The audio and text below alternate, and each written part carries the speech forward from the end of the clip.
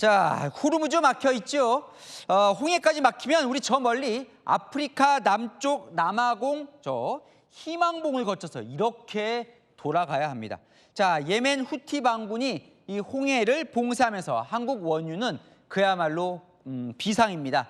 막힌 사우디아라비아, 우리나라 원유 수입의 30% 이상을 차지하는 1위 수입국입니다. 첫 소식 이현재 기자가 보도합니다.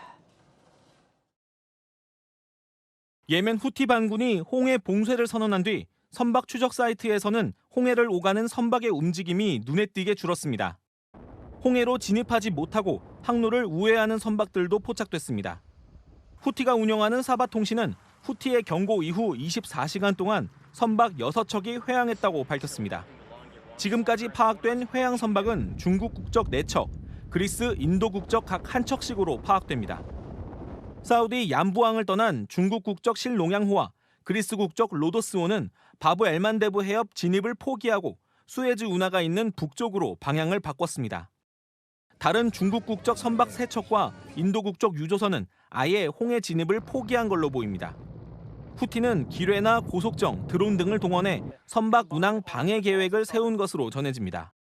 트럼프 미국 대통령은 강경 대응 방침을 밝혔습니다. I think that if there is something like that, we'll just have to take care of business. 사우디산 원유 의존도가 높은 우리나라도 영향을 받을 전망입니다. 올 상반기 원유 수입 34%를 사우디에 기대고 있습니다. 기존 항로가 봉쇄되면 남아프리카 공화국 희망봉을 돌아 수에즈 운하를 거쳐 사우디 얌부항으로 가는 루트가 유일합니다. 운송 기간이 한 달 더 늘어나 유조선 한 척당 80억에서 100억 원가량 운송비가 더 들다 보니 유가 상승은 불가피하다는 우려가 나옵니다. 채널A 뉴스 이현지입니다. 자, 이 트럼프 대통령이 예고한 이 타격을 예고한 곡괭이산은 단단한 화강암 안반으로 이루어져 있습니다. 그 밑에 약 100m 아래 핵시설이 있다는 거죠. 그걸 뚫으려면 벙커버스터를 연속 투하할 수밖에 없습니다. 전례 없는 공습이 될 텐데요. 이 미군의 공격은 성공할 수 있는 걸까요? 정서한 기자 보도합니다. 이란의 곡괭이산은 나탄즈 핵시설 바로 옆에 버티고 있습니다.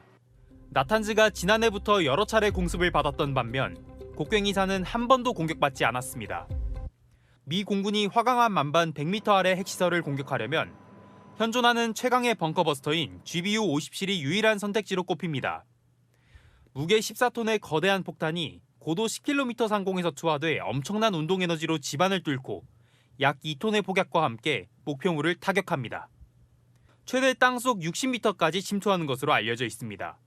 이 괴물 벙커버스터를 운반할 수 있는 건 B2 스텔스 폭격기뿐입니다. 한 표적에 연속으로 벙커버스터 공격을 가하는 이른바 때린 데 또 때리는 방식이 유력하게 거론됩니다. 지난해 6월 포르도 핵시설은 물론 지난 2월 하메네이 관절을 공습할 때도 이 방법이 활용됐습니다. B2가 공습에 나서기 전 통상적으로 F-22 스텔스기를 비롯해 100여 대의 전자전기와 전투기가 대공망 제거 작전에 나섭니다. 미군은 핵시설의 출입구와 환기구를 정밀 타격하는 전술도 병행할 것으로 전망됩니다. 채널A 뉴스 정서환입니다.